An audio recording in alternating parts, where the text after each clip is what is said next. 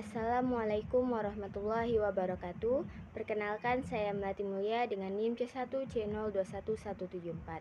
Di sini saya akan mempresentasikan materi mengenai akad murabahah. Baiklah, langsung saja ke materi yang pertama mengenai pengertian akad murabahah.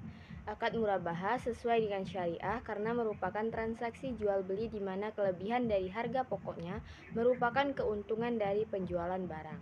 Sangat berbeda dengan praktik riba di mana nasabah meminjam uang sejumlah tertentu untuk membeli suatu barang, kemudian atas pinjaman tersebut nasabah harus membayar kelebihannya, dan ini adalah riba.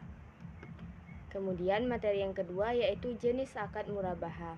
Yang pertama, murabahah dengan pesanan merupakan penjual melakukan pembelian barang setelah ada pemesanan dari pembeli.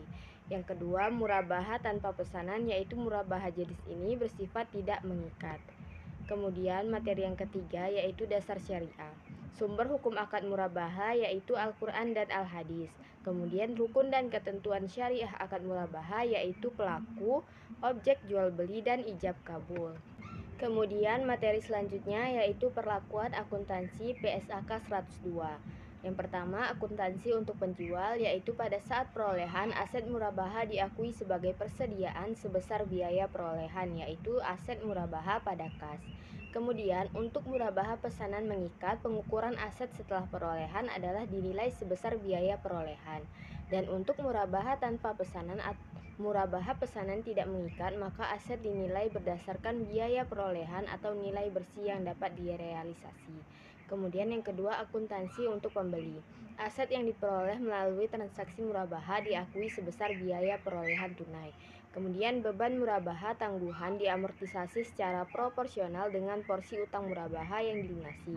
Jurnalnya yaitu utang murabahah pada kas dan beban murabahah pada beban murabahah tanggungan.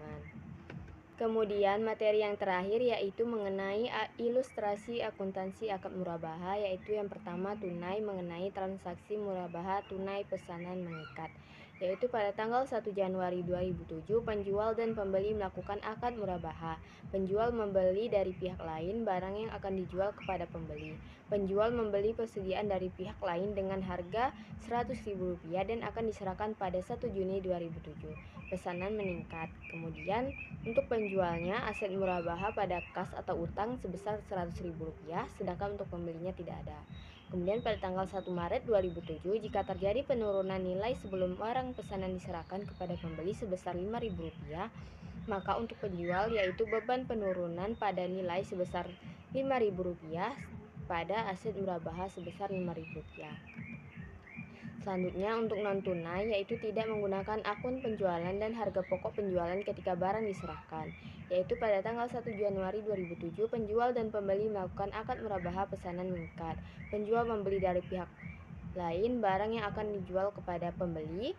Kemudian penjual membeli persediaan dari pihak lain dengan harga Rp200.000. Ya, untuk penjualnya aset murabahah pada kas atau utang sebesar Rp200.000. Kemudian pada tanggal 1 Juni 2007 penjual menandatangani akad murabahah. Penjualan digunakan secara kredit yaitu sebesar Rp250.000 dengan harga perolehan Rp200.000 dan diskon sebelum akad Rp10.000 serta menerima uang muka Rp10.000 dan akan diserahkan kepada pembeli pada tanggal 1 Juni 2007. Untuk penjualnya yaitu aset murabahah pada kas atau utang Rp190.000, kemudian kas pada utang lain-lain dan murabahah Rp10.000. Kemudian untuk pembeli uang muka pada kas sebesar Rp10.000. Sekian materi yang dapat saya sampaikan. Wassalamualaikum warahmatullahi wabarakatuh.